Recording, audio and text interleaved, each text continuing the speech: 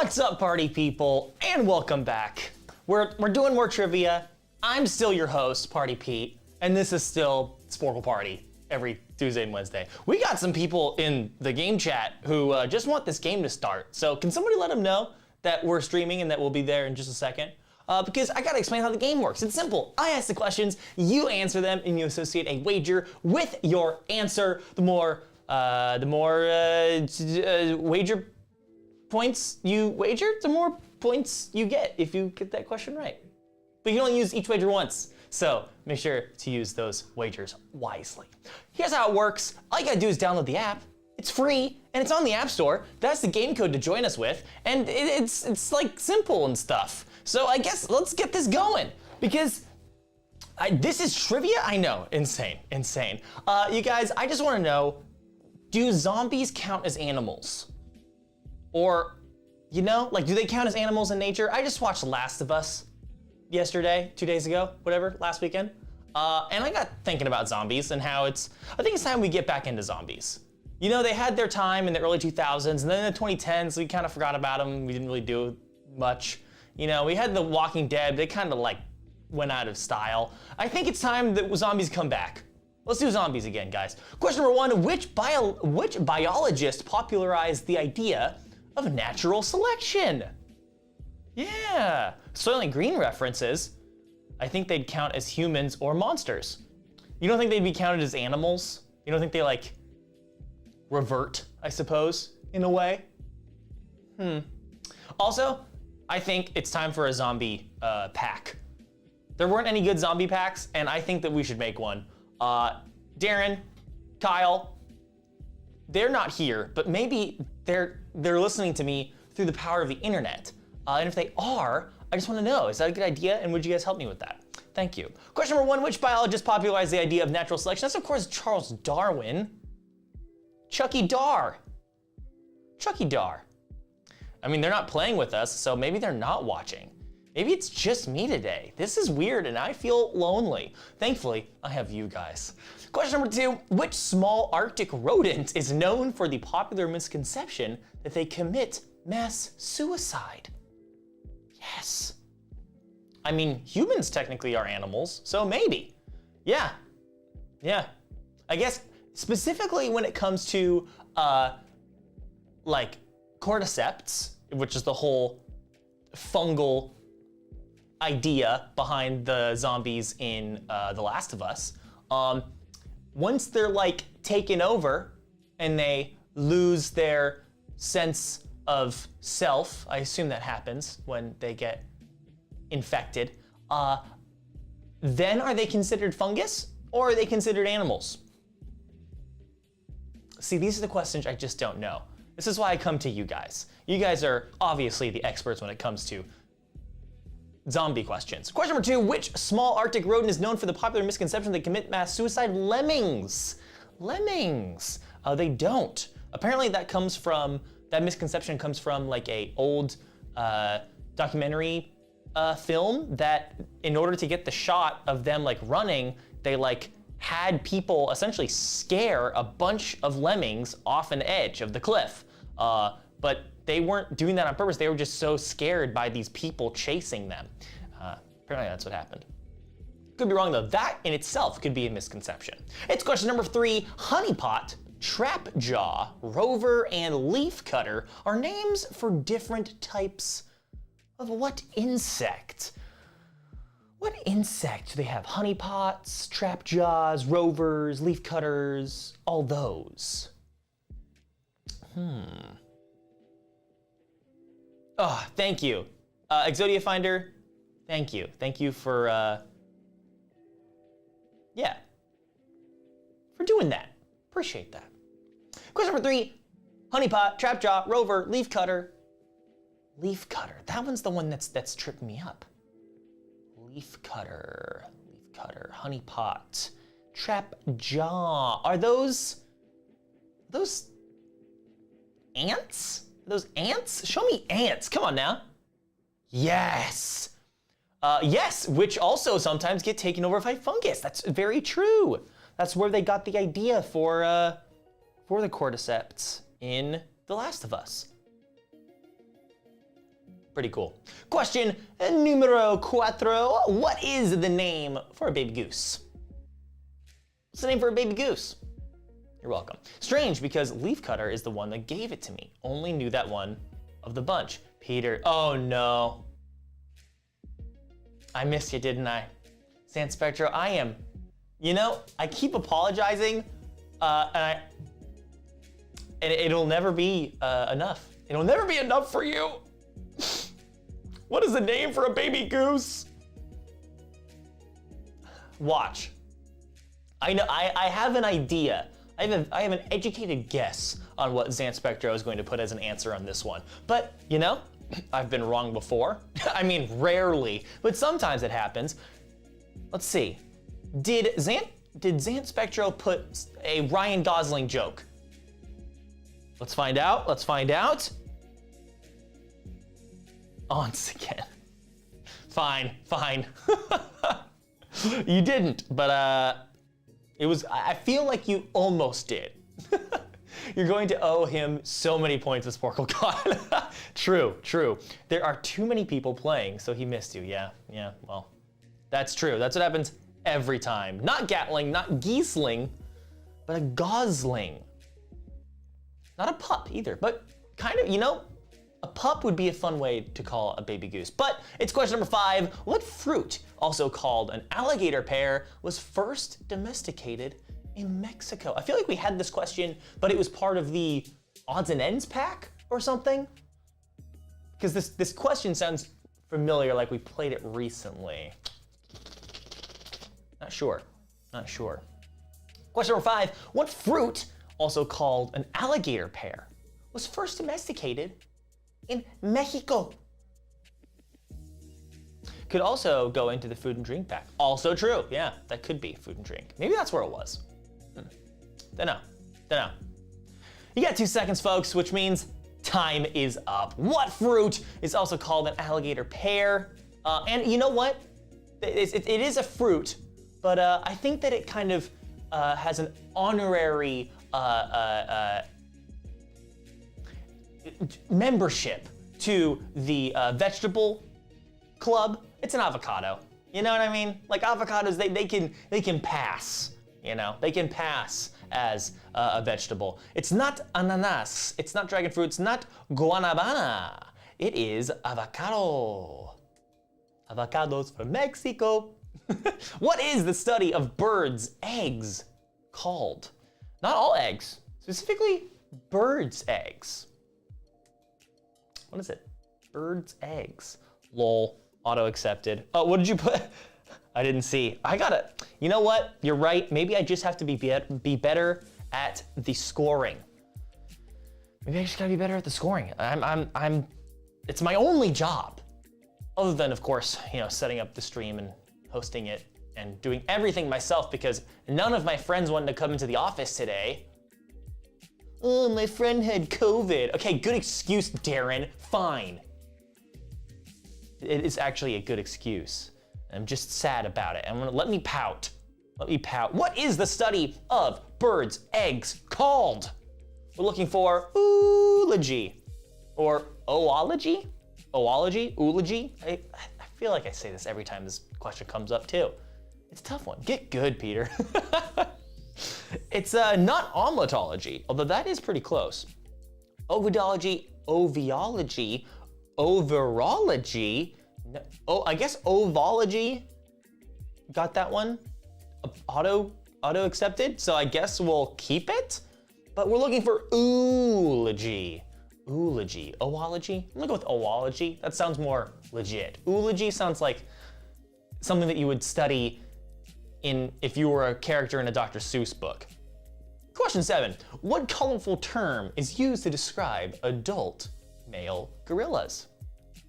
What colorful term is used to describe adult male gorillas? Avacado. Snarking about the way y'all, Darren, have pronounced avocado. Yeah, avocado. It's avocado. That comes from that one, I think it was a Vine back in the day. The free shavocado. they got free shavacado instead of fresh avocado. It's free shavacado. It's question number 7. What colorful term is used to describe adult male gorillas? Adult male gorillas, also known as silverbacks. Not brown, not pink Kongs. Although that's really good. We're looking for silverback, or I guess just silver. Yeah, we'll give it to you for that, for just silver. Okay, but can omeletology get the points, please? It's close. Radii, very close, but I'm sorry, I can't give it to you. Can't give it to you. It's question number 8. What animal's name roughly translates from ancient Greek for river horse? River horse. Ah, yes. What is the river horse? The river horse. Avocado. And here I always thought silverback was a species. Yeah, you know, I also thought that it was like a subspecies, I suppose? Because I knew they were gorillas. I just thought that like silverback gorillas were like a special segment, which I guess they are. It's the males, I guess. The adult males are silverbacks, according to that question. And you know what? That's good enough for me. Question number 8. What animal's name roughly translates from ancient Greek to river horse? River horse? Hippopotamus. Hippopotamus. Huh. I mean, I guess they're kind of big, beefy horses in a way. I guess in a way that any like animal that's big and has 4 legs, I guess could be considered a horse. I guess they do have long faces. That's fair, that's fair. Not the seahorse, but the hippopotamus. The hippo. Hey, Darren's finally playing with us. Good for you, Darren. Question number 9. What is the name for the flap of skin that can be raised behind the head of a cobra? Ooh. The name for the flap of skin that can be raised behind the head of a cobra. I don't think I know this one, but I feel like I should. Maybe it's one of those things where if I dig deep enough into the recesses of my mind, it will surface, and I'll be able to get the points that I deserve. But thankfully, I don't have to answer the questions, because I'm asking them. So that's the best part about being a host, is that you don't have to know the answers, because it tells you the answers, see? Because apparently the name of the flap of skin is called the hood. Okay, I feel like I maybe could have guessed that one. It's not the collar, it's not the fins, brah. It's the hood. The hood of a cobra. Wow. Is that snake real? No. All snakes are CG in this show. All snakes are CG. Apparently swimming isn't as swimming as one would think. Huh. Question number 10, found only in Indonesia. What is the world's largest lizard? World's largest lizard. And don't say Godzilla, because he's not real, you guys. Godzilla is not real, and plus, he goes to Tokyo, so it wouldn't even fit the question anyway. Not in Indonesia. Not in Indonesia. Okay, I don't know the canonical origin story for Godzilla, but is Godzilla like a primordial thing? Or is it like he used to be a small, is it like a Teenage Mutant Ninja Turtles situation, where he used to be a regular lizard and then he got irradiated and got big and had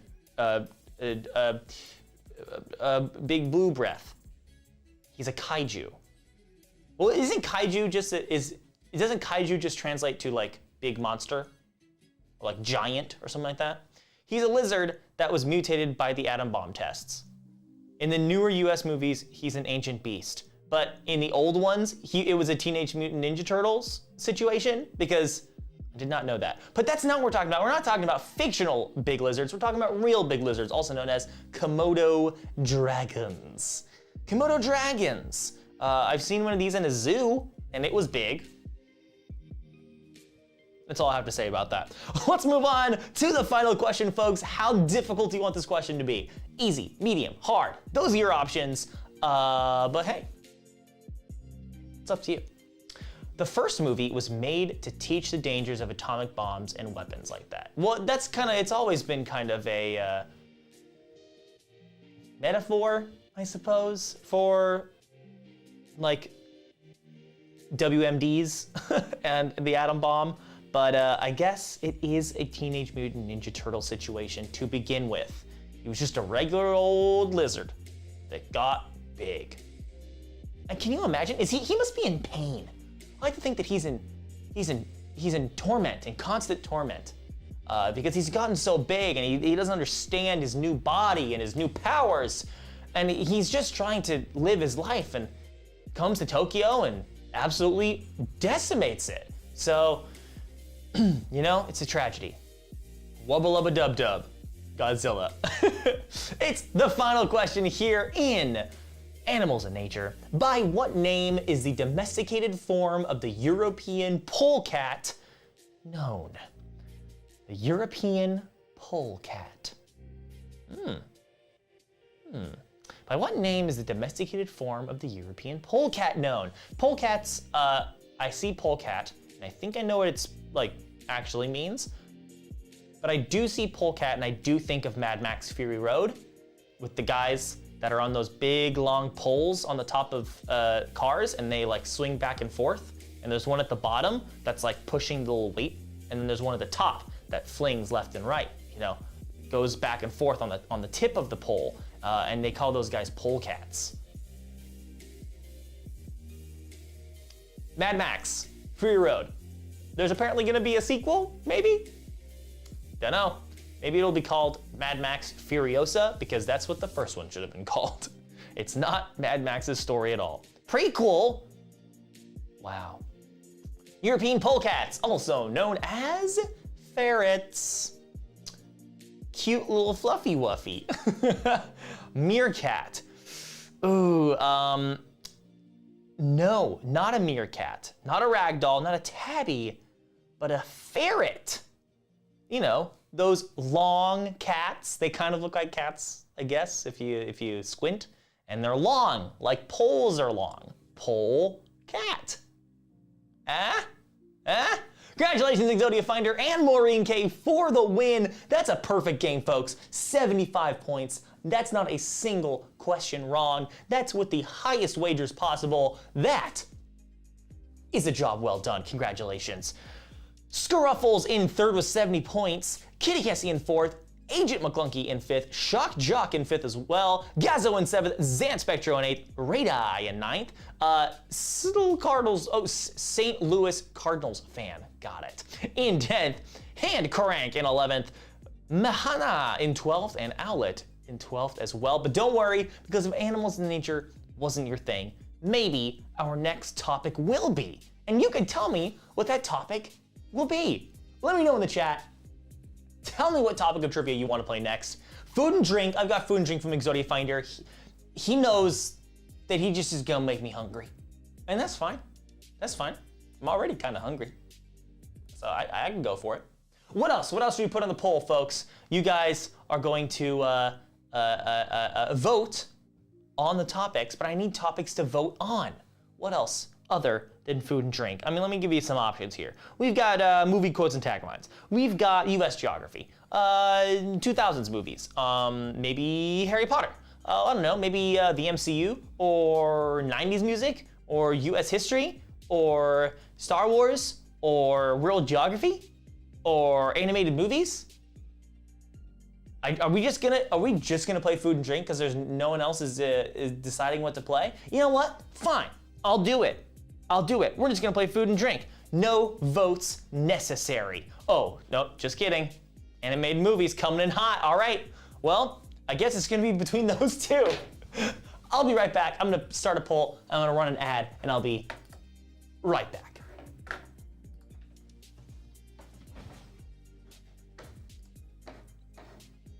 You know, they should really make it so that moderators can make polls. I don't know why they don't do that.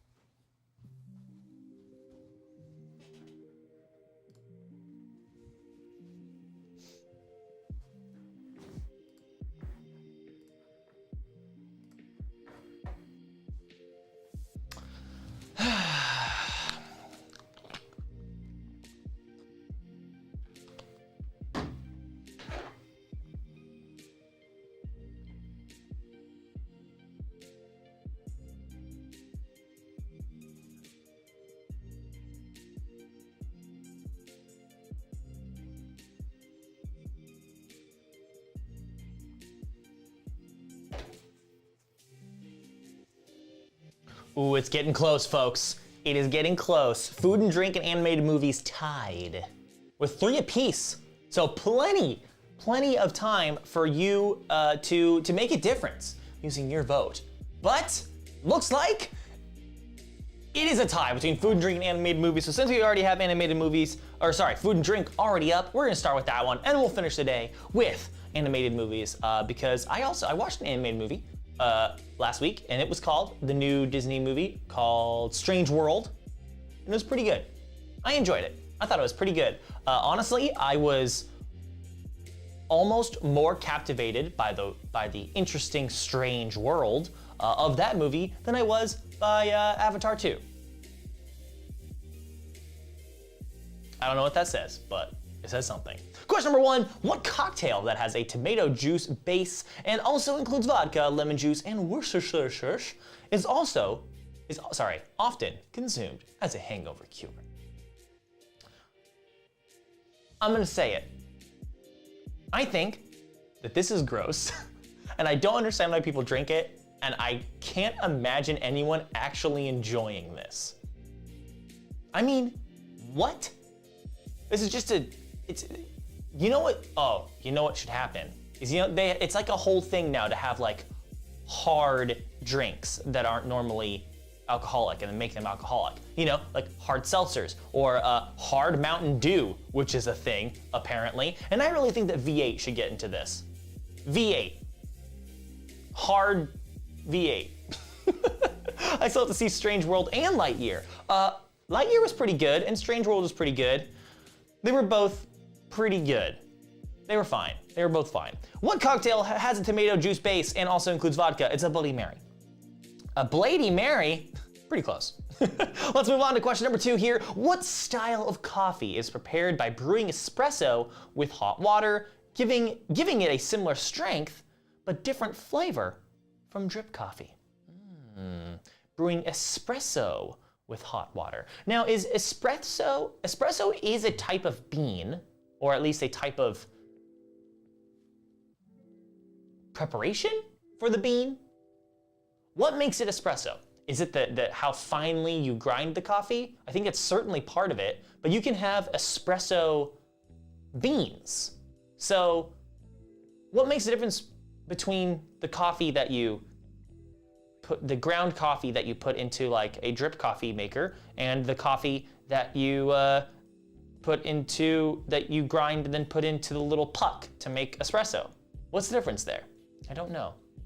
Hard Mountain Dew is delicious. Is it really Winter Nevada? I don't believe you. Maybe it is though. I guess it would probably taste like a oh, what's that blue drink? An AMF? Probably, yeah. When will Coca-Cola be making their own rum and Coke? Now we're talking. What style of coffee is prepared by brewing espresso with hot water? We're talking about an Americano, folks. Not black coffee, not a cappuccino, not a latte, not a Long Island, not a no idea, but an Americano. It's question number 3. The classic Hungarian dish composed of meat and vegetable stew or soup, seasoned with paprika, is commonly known as what? This is not the dish that Scarlet Witch is making, or yeah, no, wait, that Vision is making for Scarlet Witch in Captain America Civil War? Is that the same dish? Coffee beyond latte, I'm lost. Well, it's simple. Coffee, just coffee. Coffee with milk, or I guess espresso with milk. Latte. I thought it was espresso with water is Americano. But I guess Americano is just using the espresso beans and grinding to just drip coffee. I don't know. The classic Hungarian dish composed of meat and vegetable stew or soup is commonly known as goulash. So it's not. It's not. It's a shot of espresso and then they add hot water. Okay, that's what I thought. Okay, so I was right. I was right. We've got Irish coffee, but no one makes alcoholic tea yet.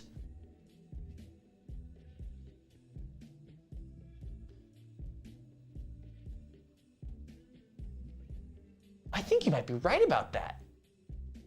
Because a Long Island iced tea does not include tea. It's not curry, it's not no idea, it is goulash.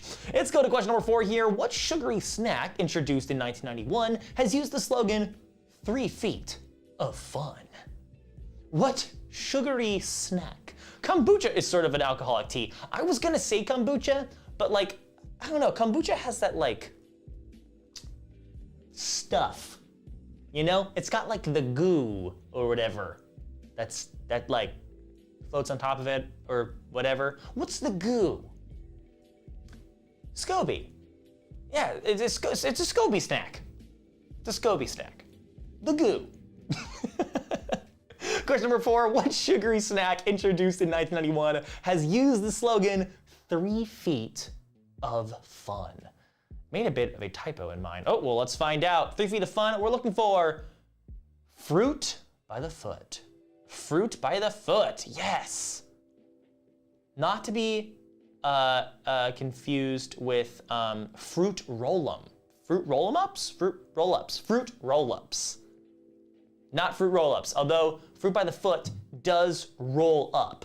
So I can see where you can get confused, but they are not the same. I seem to remember, was it fruit roll-ups that would like, they like are like a, they're like a sheet.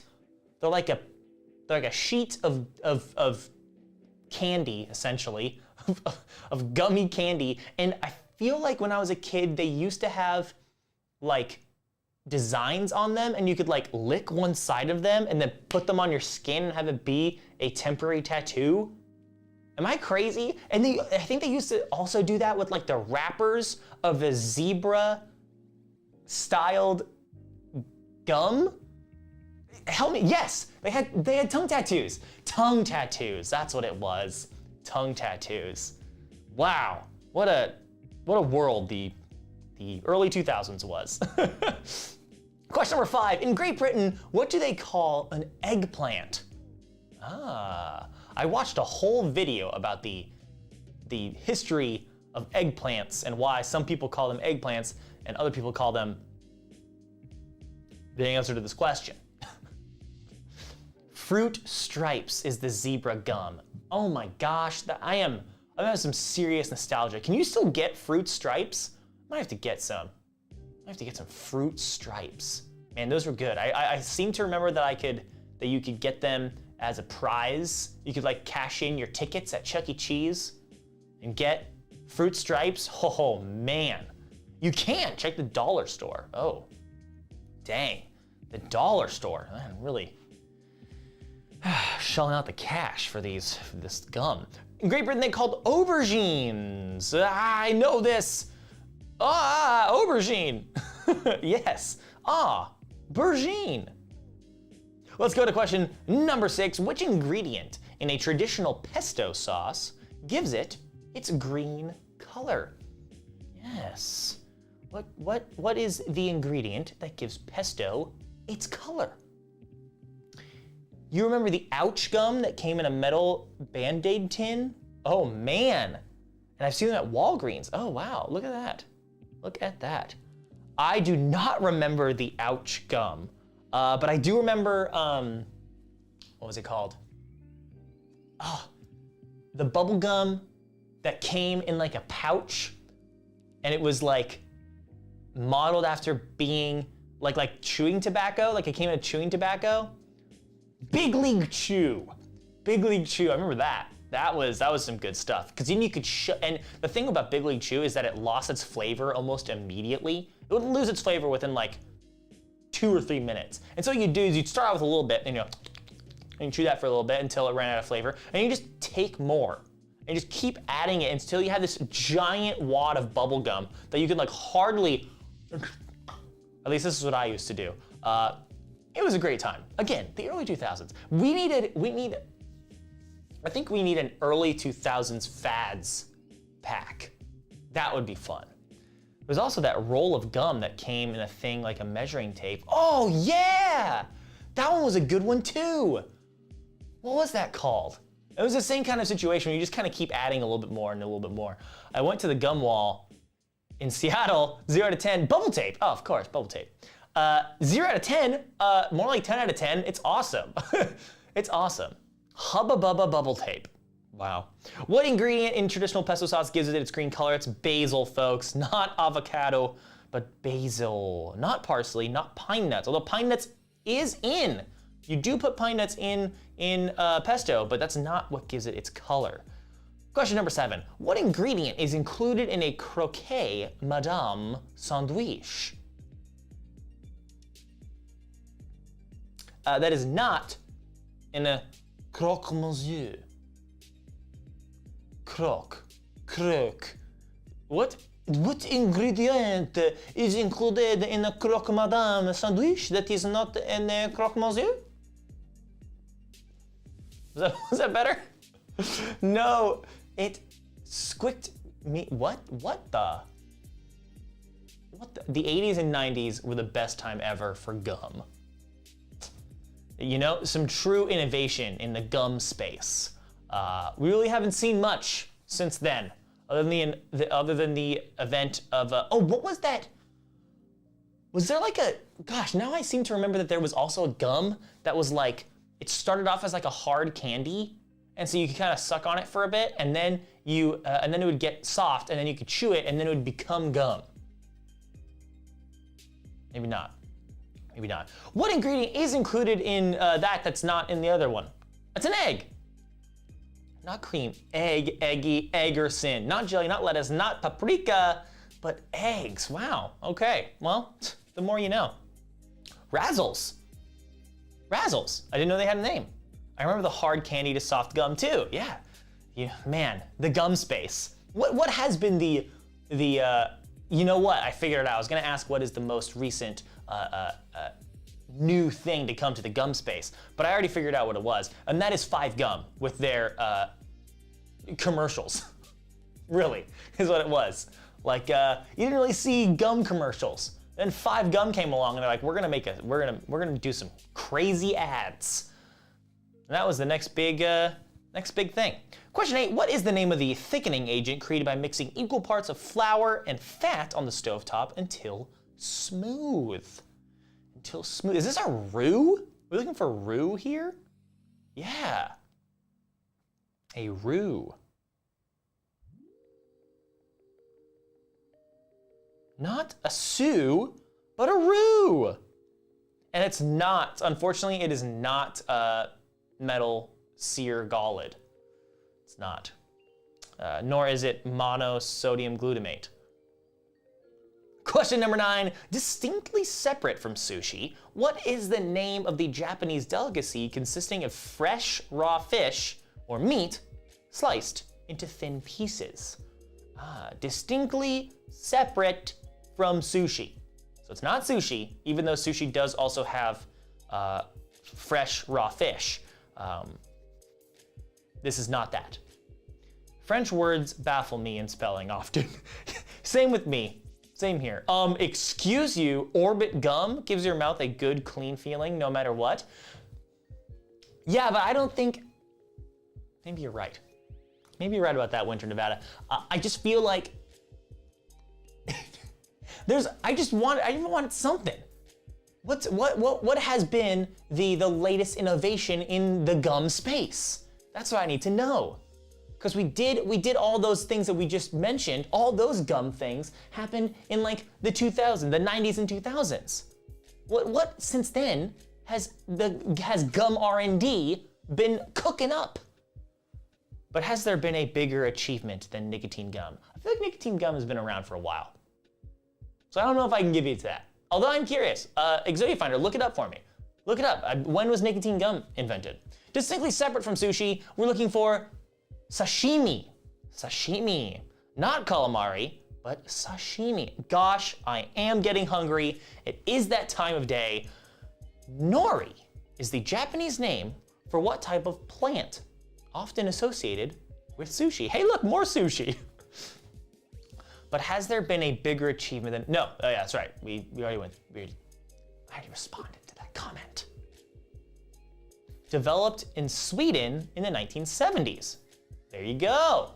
So it's an old one. It's an oldie but a goodie, you know? Oldie but a goodie. Nori is the Japanese name for what type of plant that's often associated with sushi?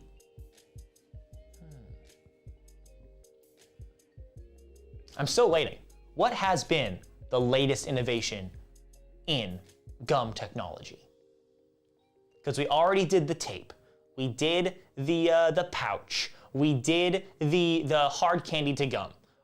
We did the paper, the wrapping paper of the gum that has temporary tattoos on it. What else is there? What about a gum that changes flavor? Perhaps a 3-course meal gum.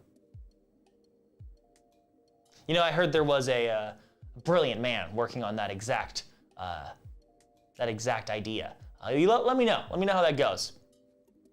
Nori is the Japanese name for what type of plant? We're looking for seaweed, folks. Not rice, but seaweed. It's the final question, folks. How difficult do you want this final question in food and drink to be? Is it going to be a medium question? Is it going to be easy or will it be hard? Looks like a lot of people are going for easy on this one. But what about a gum? Now, what about a gum that disintegrates? Huh? So you don't have to spit it out. You just keep chewing it until it goes away. Slowly. Obviously, that'd be the idea, is that it slowly disintegrates and you just kind of like eat it. I exist to vex you. Easy, surprised. Yes, I am surprised as well. It's not normal that we get this easy. It's the final question here in food and drink. The spread Nutella is flavored with cocoa and what nut? What nut? Nutella is cocoa and what nut?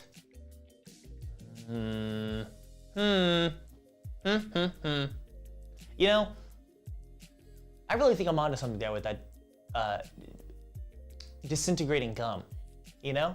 It lasts like 10 minutes. I think 10 minutes is probably a good amount of time that like, you have to do some tests, you know? You have to do some tests and give people pieces of gum and just wait until they spit it out, you know? What about a liquid gum? Like you drink the liquid and it turns into gum in your mouth. That sounds dangerous because it could turn into gum in other parts of your body. And like, I don't think you would want it to turn into a lump of gum in the middle of your throat. There are a couple of brands of gums that will dissolve if you chew them long enough, and it is disgusting.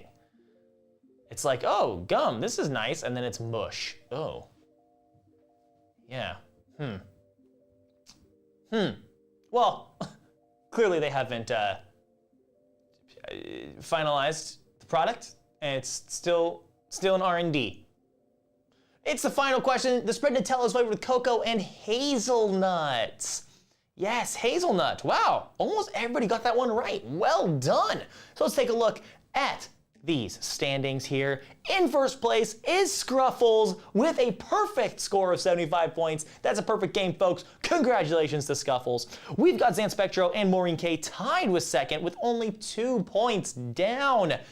Birdcatcher in 4th, Owlet in 4th as well, Exodia Finder in 6th, Kitty Cassie in 7th, St. Cardinals Fan in 8th, Noise in 9th, Ancient McClunky in 10th, Yuitsu in 11th, Shan in 12th, Mahana in 13th, Quiz Monster in 14th, and Hand Crank in 15th. We've got one more game for you folks, and we already know what it's going to be. Even though I already forgot. Was it 90s movies? Or, now I forgot, oh no. What was it? What was it? Animated movies. Animated movies, that's what it was. All right, folks, stick with me. I'm gonna start a new party. So go ahead and join this party here in just a moment.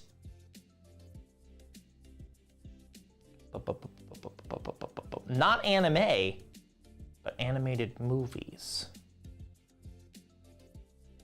We're waiting for it, wait for it. Animated movies, there we go. Anyone can join, have notifications ready, host that party, and here is your new game code, folks. It is 268141. There it is, join now. Join now.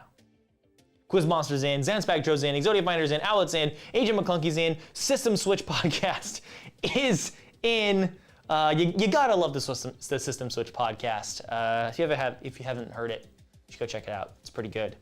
Scruffles is in it, Maureen K, Kitty Kessie, we're all here. I'm gonna wait, I'm gonna give you about 10 more seconds. But don't worry, because if you're out there in the Twitchoverse or over on YouTube, there is still time. Now is the perfect time to download the app right here. It's called Sporcle Party. It's free on the App Store. Just go download the app, type in that game code over there, 268141. Come play some trivia on animated movies with us.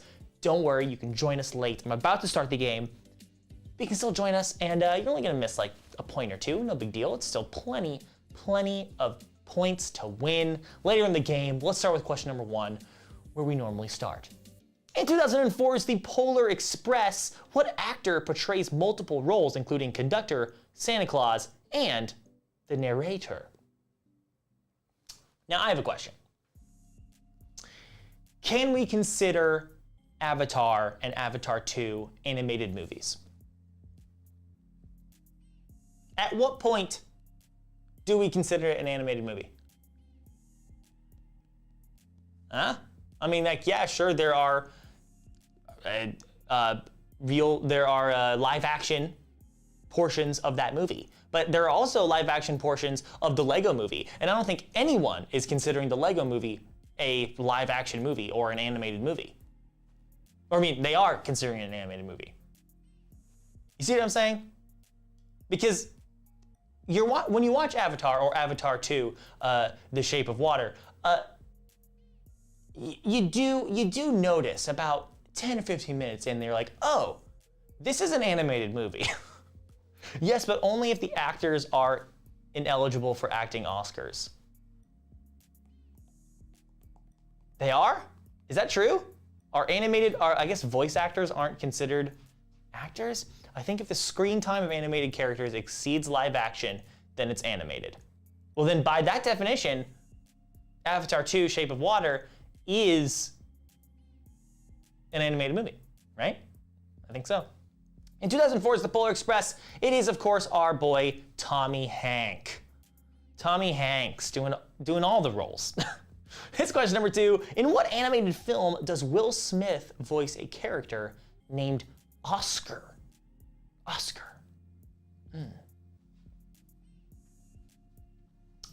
Wind Nevada, is that true? Do you, are voice actors ineligible for acting Oscars? And I do mean, are they like, ineligible, like they can't win it? Not that they haven't in the past, but they are like specifically forbidden from winning. They are excluded because Andy Serkis was robbed with his performance of Gollum. The Academy ruled him ineligible because he never appeared in person on screen. Wow, yeah, that's kind of, I guess, get with the times, Academy of Motion Picture Arts and Sciences. In what animated film does Will Smith voice a character named Oscar? We're looking for Shark Tale here, fish folks. It's not fishtail, it's shark tail. That's very close though. Quiz Monster and System Switch podcast. I want to give it to you. I don't think I can. Same reason Scarlett Johansson wasn't nominated for her. Yeah, it's dumb. Dumb. Get with the times, okay? Times are a-changin'. Motion Picture Academy of Arts and Sciences. In the Disney movie Pinocchio, what is the name of the whale? What's the name of the whale in 2022's live action and definitely not animated movie Pinocchio, starring Tom Hanks? Wow, it really all comes together, doesn't it? In the Disney movie Pinocchio, what is the name of the whale? You'd also, I think, know this if you went through the Disneyland ride, Pinocchio. Remember when Disneyland rides used to just be like retellings of their popular movies? Remember that? Like they were 0% thrill, 100% just like storytelling in physical space, which is really cool in its own way, but they've really branched out since then. Question number 3, in the Disney movie Pinocchio, what is the name of the whale? Monstro. But isn't the whale Brendan Fraser? Yes. Wait, I take back my thing. Here's the question, Pete. Do you consider mocap animation? Yes. Here's why. Because mocap it's not a one-for-one, okay?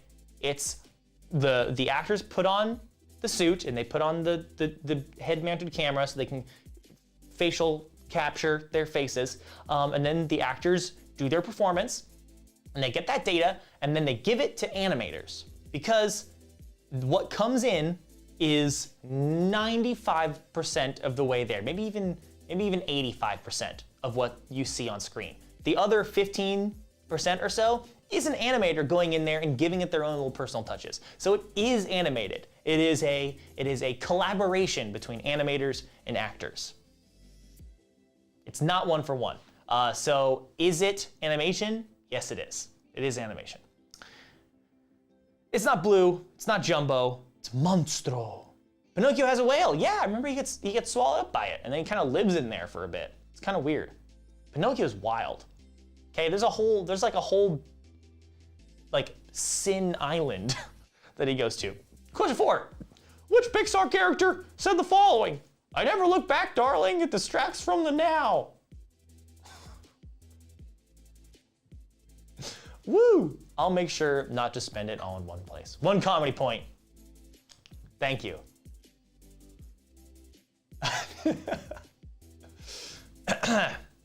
Is that comedy point? What? Who got the comedy point and what was it for? I missed it. Which Pixar character said the following? I never look back, darling. It distracts from the now. Distracts from the now. Pixar character. Gosh, I don't know this one. For the Brendan Fraser whale joke. Oh, that is good. That was a good one. That's a good one. Oh, Edna. Gosh, I love Edna. Edna needs her own TV show. Okay? Edna needs her own TV show on Disney Plus in the same style that Baby Groot had his TV show. Come at me. I'm full of brilliant ideas. Let's go to the final question here. Oh, whoa, I'm way behind. Question number 5. What was the first DreamWorks animated movie? What was the first DreamWorks animation movie? My favorite Pixar film, and one of my favorite quotes. It is maybe my favorite Pixar film. It is up there, man. Gosh, Incredibles is great. Incredibles, Toy Story, Finding Nemo. Those are all absolute god tier movies. It's question number 5. What was the first DreamWorks animation movie? It's not Shrek, folks. It's not Shrek. It's Ants. Ants. Ants. No, not Prince of Egypt. Coco was good though. Coco was very good. I think of the last like few, I think Inside Out, it was really, really, really good. Oh, the Bugs Life ripoff. Yes, it was. Not Shrek, not the Prince of Egypt, but Ants. Ants. What composer, known for working with Tim Burton, wrote the score for The Night Before Christmas, Corpse Bride, and The Grinch, among others? This also is was the singing voice for Jack Skellington, but did not voice him normally. We did a great job. We did a great job voicing Jack Skellington, though. But it had Woody Allen and Sylvester Stallone. What's not to love? What's not to love about Ants? Gosh, you know, he recorded all the lines. They just didn't think he was, I can't see. He was there with the acting. He just wasn't there. He wasn't there. Man, can you imagine? Like, that's gotta be really a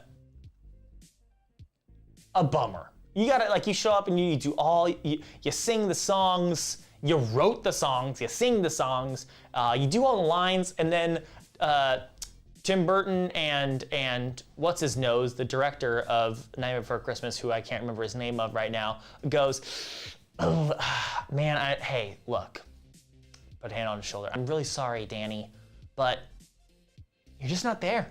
You're just not there. We're gonna bring in someone else. Beethoven himself, Wolfgang Mozart. Danny Elfman, the Elf Man, yes.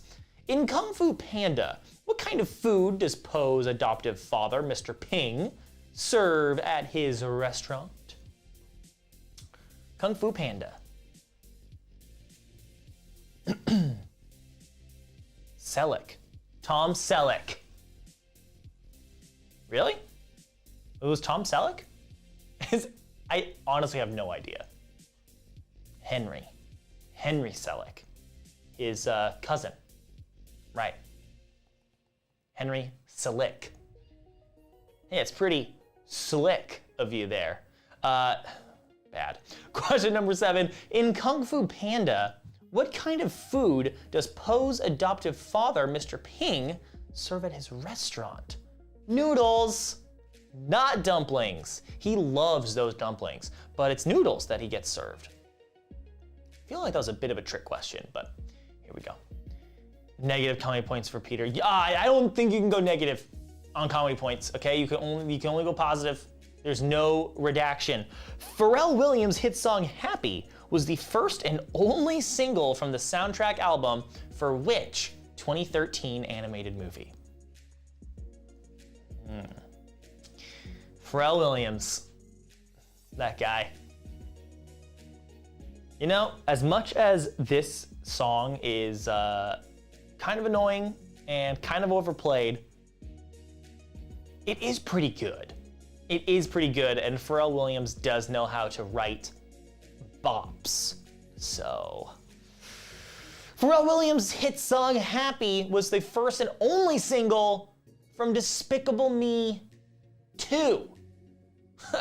Not the first one, folks. If you put Despicable, I guess Despicable Me is, the first one is just getting points.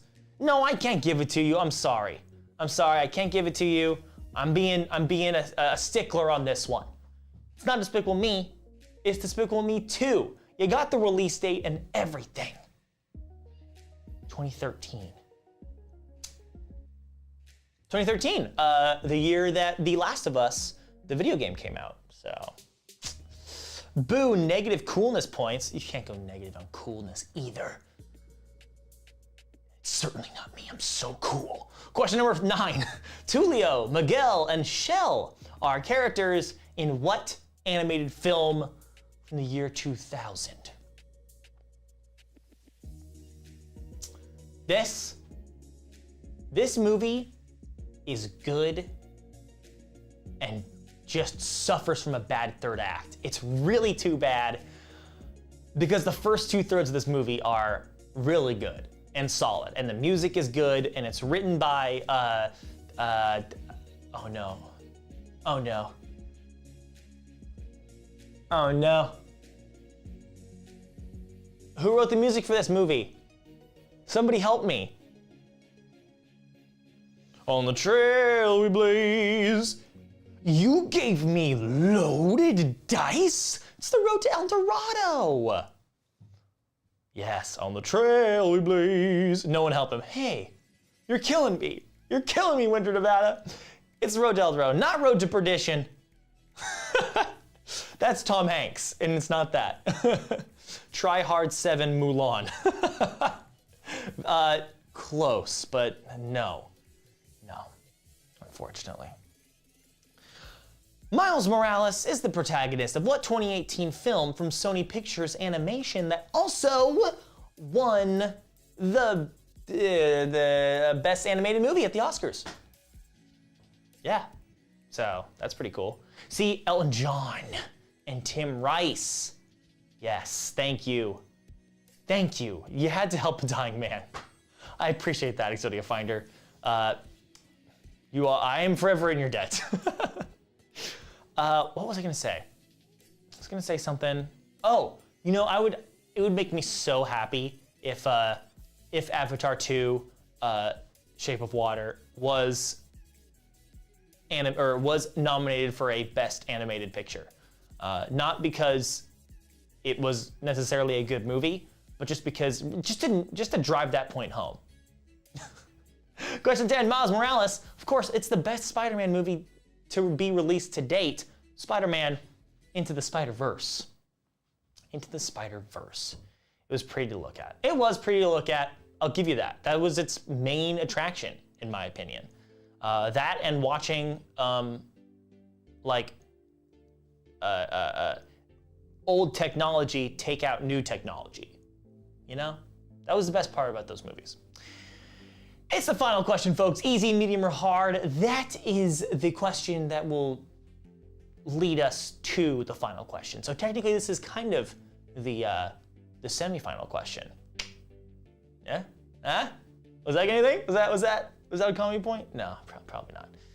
Vote for how difficult you want this final question to be, easy, medium, or hard. It looks like it's going to be a hard question, so wager accordingly. 0, 10, or 20 points, those are your options here in the final question wager. But remember, this is the only question in the game that you will lose those points wagered if you get the question wrong. So, you know, take that as you will. Come on now, Agent McClunky, we don't got time to wait for you, come on. It's the final question of the day, but don't worry, because we're gonna be back tomorrow, 4 o'clock Pacific, 7 o'clock Eastern. But for now, what is the name of the eponymous castle in the sky in Studio Ghibli's 1986 film? Castle in the Sky, folks. You have that in Return of the Jedi too, a bunch of teddy bears taking down stormtroopers with some bows and arrows. yeah. And that's why Return of the Jedi is the best Star Wars movie. I crack myself up sometimes. I do, I really do. Oh no, my God. Was not expecting that. It's only 1 o'clock. It's not time for nappies. That's at 1:30. What is the name of the eponymous castle in the sky in Studio Ghibli's 1986 film? That is Laputa. Laputa. Not kanji, but Laputa Castle. Yes, not Naushka. Not Camelot. It's good. Castle in the sky. It looks like Exodia Finder is taking the win on this one. 71 points. Well done. Scruffles very close to a win there, but Exam Spectre taking second and System Switch Pod taking third place. You gotta love System Switch. Available on all your podcast platforms. Yuitsu taking fourth, Quiz Monster in fifth, Scruffles in sixth, Maureen K in seventh, Kitty Kessie in eighth, Ancient McClunky in ninth, and Hand Crank Toaster in 10th place. Thank you so much for playing, folks. What a blast. You know, 3 games, bing, bang, boom. We're cutting it in right under the hour on this one. You gotta love that. I mean, 3 games in an hour, you gotta love it. La Puta. La Puta. Okay. Now I know. So sorry. Didn't mean to offend anyone. But if you didn't have enough trivia for today, make sure to go to Sporcle.com, brush up on your animated movies trivia there. Maybe do a DreamWorks quiz on Sporcle.com. That could be fun. And then make sure to come back tomorrow on Wednesday at 4 o'clock Pacific, 7 o'clock Eastern, to play some more trivia right here on twitch.tv/Sporcle or over on YouTube. That's right, we have a YouTube channel. Go check us out over there. If you haven't subscribed to us here on Twitch, be sure to do so. Consider subscribing to us here on Twitch as well. And most importantly than anything else, tell your friends what we do here. Tell your friends that like trivia to come play some trivia with us here online every Tuesday and every Wednesday right here on twitch.tv/Sporcle. Until tomorrow, may your days be merry and bright. I don't know.